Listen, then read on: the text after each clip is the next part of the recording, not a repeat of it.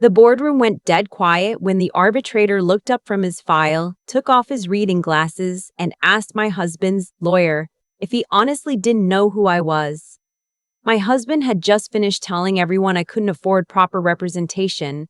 He'd actually smirked when he said it, leaned back in his chair like the whole thing was already over. His girlfriend, sitting 2 rows back where she had no business being, laughed into her hand. And then the arbitrator said those words, and I watched the color drain right out of my husband's face like someone had pulled a plug. My name is Renée, and I was 31 when my marriage ended on a Wednesday afternoon in a glass office tower in downtown Calgary. For 4 years, I'd let my husband believe I was exactly what he wanted me to be: small, quiet, grateful. He thought I did some kind of part-time bookkeeping from the kitchen table, the way you'd describe a hobby.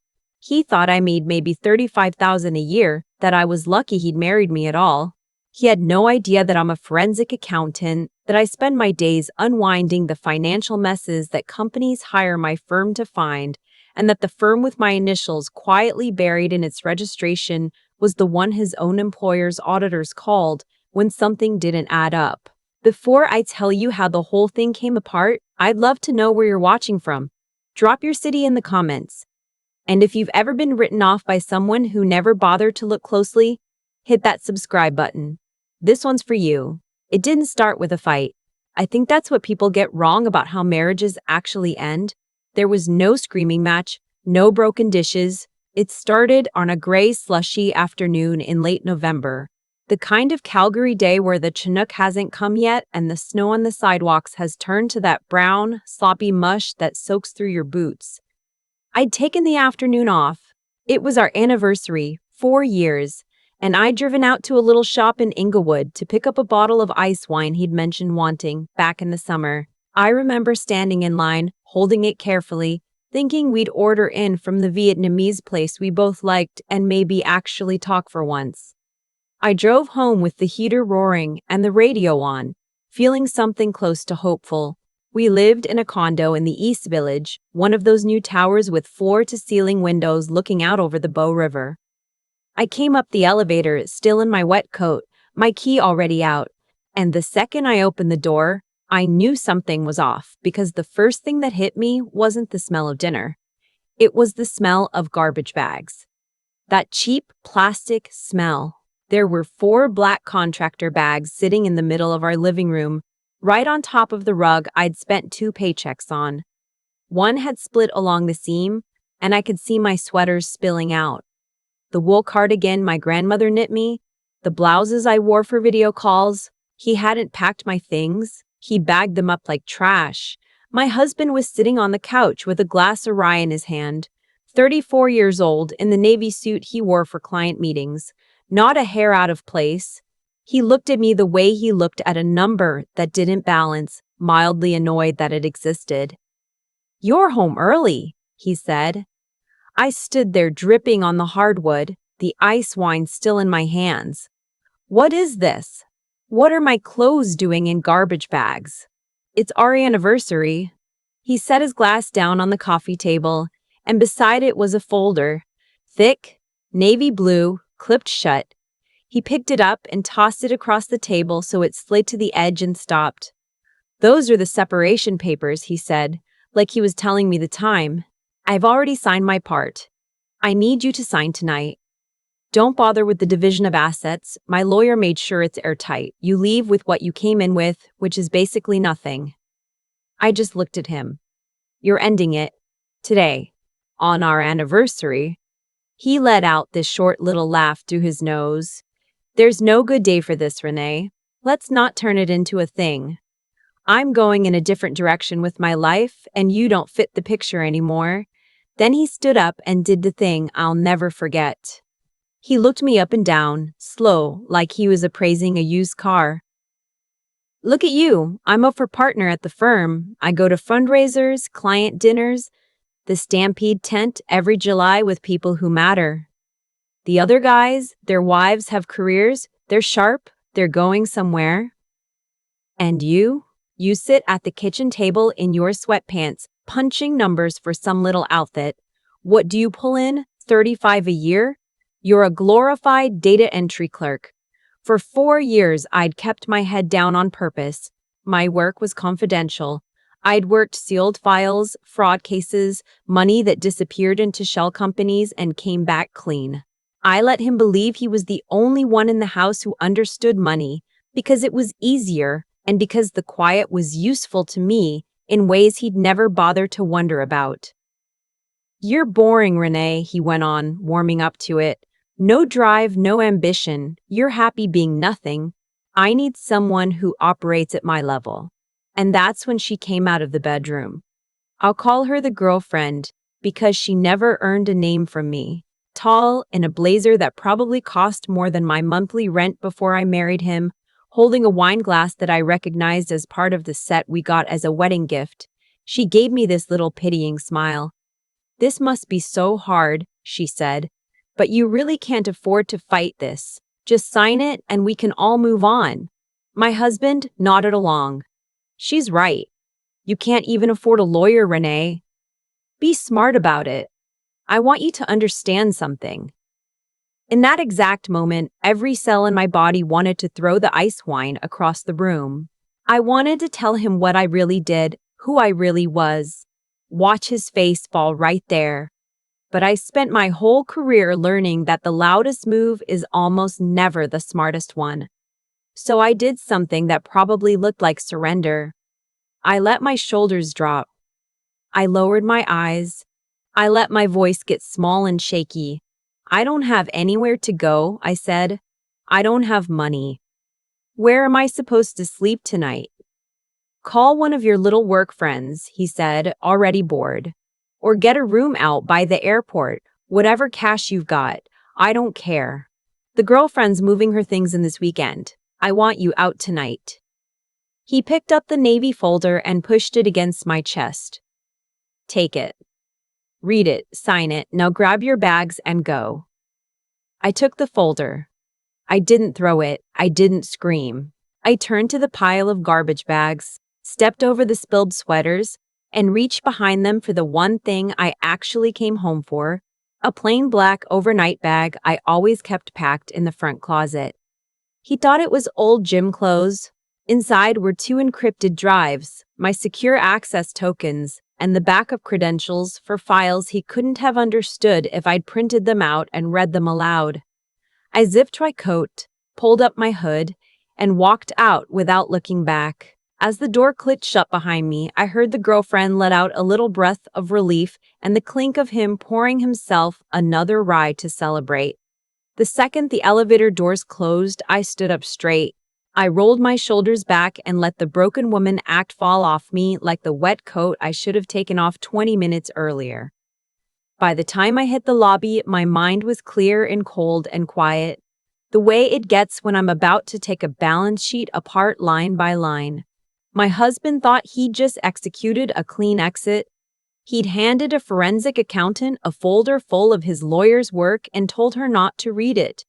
Outside, the slush had turned to freezing rain. I didn't go to the cab line. I walked down 4th Street with my bag, past the parkade, until I was under an overhang out of sight of the building's cameras and the concierge's nosy eyes. I crouched down, unzipped the lining of the bag, and pulled out a second phone. Black, no logo. The one my firm issues for sensitive work. The one he never knew existed. He thought he'd cut me off when he canceled my phone plan and called the bank to freeze the joint account that afternoon. He had no idea I'd quietly closed my real accounts 8 months ago. I pressed my thumb to the scanner and called the one person who'd pick up at 6 on a weeknight without a single question. Renée. My senior analyst. Quiet. Exact. You secure? I'm secure, I said, the freezing rain stinging my face. I need you to open a full review. Subjects, my husband.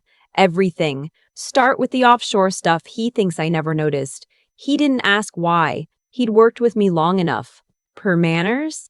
I watched the rain sheet down the empty street, and I felt myself smile for the first time in a long time. Every transaction 4 years back. The numbered company in the BVI he set up 2 summers ago. The transfers he's been running through it for his clients to skim management fees. The home equity line he opened on this condo last month without my signature, which, by the way, is forgery because my name's still on title. Pull all of it. There was a pause and the soft sound of him already typing. You realize his firm is one of our clients. I'm aware, I said. That's exactly why this is going to be so clean. I'm going to tell you the part nobody warns you about, which is that the satisfying revenge in the movies takes months in real life. I didn't burn his life down that night. I checked into a quiet hotel downtown, hung up my grandmother's cardigan to dry, and ate a bowl of four alone, and I slept better than I had in 2 years. The next morning, I didn't sign the papers. I did something my husband never expected, because it required imagining me as a person with options. I hired the best family lawyer in the city, a woman who'd handled more high-net-worth Calgary divorces than anyone, who charged more per hour than my husband thought I made in a week. I paid her retainer out of accounts he didn't know I had, and then I told her to do nothing aggressive yet, to respond slowly, to let him think I was scared. Meanwhile, my team kept pulling threads. Here's what we found. For 3 years, my husband had been quietly siphoning fees out of client accounts at his investment firm, routing them through that numbered company in the British Virgin Islands, dressing them up as consulting and advisory charges that no service ever backed up. It was the kind of thing that's invisible if nobody's looking and obvious the second someone like me is. He'd hidden roughly $2.1 million. He'd also, and this is the part that still makes me shake my head, used a fake spousal consent on the home equity application. He'd signed my name himself. I had a handwriting analyst confirm it inside a week. The cruelest, dumbest thing he did, though, was small. While we were still legally married, he'd been moving household money, our money, the joint stuff, into the girlfriend's account in chunks just under the reporting threshold, 10,000 here, 9,500 there. He thought staying under 10 grand made him clever. It actually made it look exactly like what it was.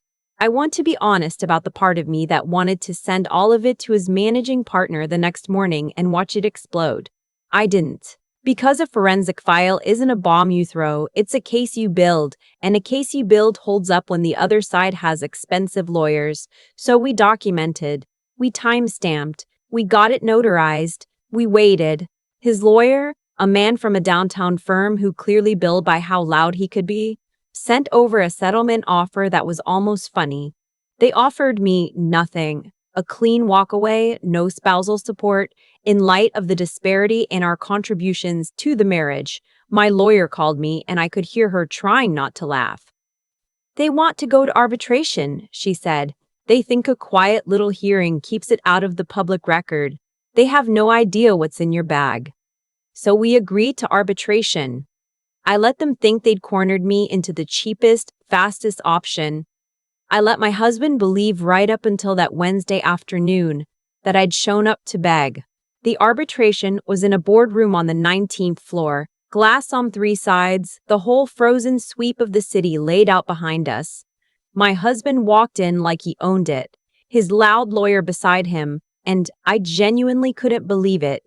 The girlfriend trailing behind to watch. He saw me sitting alone at my end of the table with one slim folder in front of me, no lawyer visibly at my side yet, and he actually relaxed. He thought I'd come without representation. He leaned over to his lawyer and said something, and they both laughed. You couldn't even spring for a paralegal, he said across the table. This is honestly a little sad, Renée. The girlfriend laughed again. The arbitrator was a retired justice, a man with a reputation for patience and no patience at all, for people who wasted his time.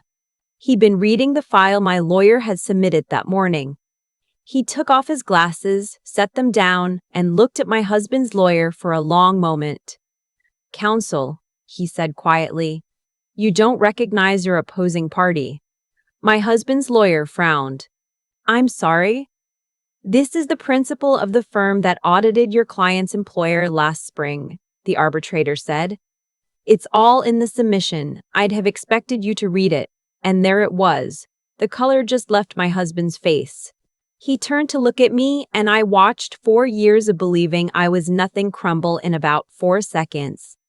My lawyer walked in from the side room right on cue, sat down beside me, and opened her own copy of the file. What followed wasn't loud. That's the thing I tell you. Real consequences are almost boring to watch. My lawyer laid out the numbered company, the diverted fees, the 2.1 million. She laid out the forged consent on the home equity line, and the arbitrator's jaw actually tightened at that one. Because forging your spouse's signature on a mortgage document isn't a divorce problem, it's a criminal one. She laid out the structured transfers to the girlfriend, who suddenly looked like she wished she were anywhere else in Alberta. My husband's lawyer kept trying to object, kept trying to slow it down, and the arbitrator just let him talk himself out and then said evenly that the documentation appeared to be in order and the matter clearly exceeded the scope of a private arbitration, which is a polite, terrifying way of saying this isn't a divorce anymore. This is a referral. By the time we walked out, my lawyer had what she came for. The fraudulent fees meant the firm's compliance department and the securities regulator would be getting a package by end of day. The forged mortgage document went to the police.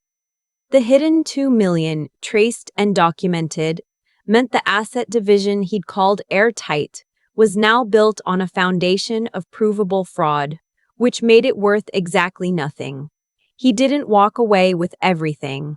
He walked away with a frozen account, a regulator's file with his name on it, and a girlfriend who, last I heard, was no longer answering his calls. I didn't stay to watch the rest. I closed my one slim folder, clicked it shut, and stood up. The girlfriend wouldn't meet my eyes. My husband was saying my name, and I think for the first time in 4 years, he was actually trying to see me. And it was about 4 years too late. I walked out of that boardroom and took the elevator down. Outside, the freezing rain had finally stopped and the Chinook had come through the way it does in the city, that warm wind off the mountains that melts everything in an afternoon. The sun was out, hard and bright off the wet glass towers, and the air smelled clean. I stood on the sidewalk for a minute just breathing it in. I hadn't only won a divorce. I'd kept my dignity, protected what was mine, and watched a man who'd spent 4 years certain of his own importance get undone by the one thing he never bothered to learn, who he was actually married to. Here's what I've carried out of all of it. People who are sure of themselves stop looking closely, and the not looking is the whole opening. My husband mistook my quiet for weakness and my patience for stupidity. And he was so busy being impressed by himself that he never noticed I was simply listening. I didn't argue with him because you don't argue with someone who's decided not to understand you. You just let them keep talking and you write it all down. The other thing, and this one took me longer to learn than I'd like to admit, is that your worth was never up to him. When you actually know what you're capable of, you stop needing the approval of the people working hardest to make you feel small. The best answer to someone who tries to bury you isn't to bury them back. It's to be so completely yourself that their version of you stops existing, to quietly take back every bit of power they thought they had, and to walk out into the sun and not look back once. Let me know in the comments if you've ever had to stay quiet and let someone underestimate you, and how it felt the day they finally found out who you really were. I think about that boardroom more than I expected to, not the part where the arbitrator took off his glasses, though that's the part everyone wants to hear about. I think about the 4 years before it, the quiet ones, the kitchen table and the sweatpants and the rye glass clinking while I pretended not to understand a thing. What I've come to believe is that nothing in that room happened by accident. My husband ended up pale and frozen because of choices he'd been making for years, one small dishonest decision at a time. The skimmed fees, the numbered company offshore, my name forged on a mortgage document he assumed I'd never see. None of that fell out of the sky. He built it, brick by brick, certain no one was watching. And the day someone finally was, it all came due at once. That's just how it works. What you put into the world quietly compounds, the good and the bad both, and one ordinary Wednesday, it lands on the table in front of you. I won't pretend I was only the victim in that story. I had a choice too, every single day. And the choice I'm proudest of wasn't the clever forensic work. It was that I never let his cruelty turn me cruel. I could have leaked everything to his firm the morning after he bagged up my sweaters. I didn't. I built a real case. I followed the rules. I let the truth speak for itself in front of a man whose job was to weigh it. Doing the right thing slowly is harder than doing the satisfying thing fast. And it matters more. The way you win tells people who you actually are. The part I'd want my younger self to hear is this. Being underestimated is not the insult it feels like in the moment. It's information, and sometimes it's even an advantage. I learned to read a balance sheet, to trace money that didn't want to be found, to stay calm when calm was the last thing I felt. Nobody handed me that. I sat with the hard parts until I understood them. When the girlfriend smirked and said I couldn't afford to fight, the only reason her words bounced off me was that I already knew in my own bones exactly what I was capable of. You can't take that knowing from someone who earned it, and it took everything I had not to crumble that first night in the hotel, eating pho alone with my grandmother's wet cardigan hanging on the door. The strength wasn't in the courtroom, it was in choosing over and over for months to keep going quietly instead of exploding. So if someone has decided you're nothing, don't waste your breath arguing with them. Get good at something true, hold your line, and let the sun do what the Chinook always does. Come through warm one ordinary afternoon and melt the whole frozen mess away.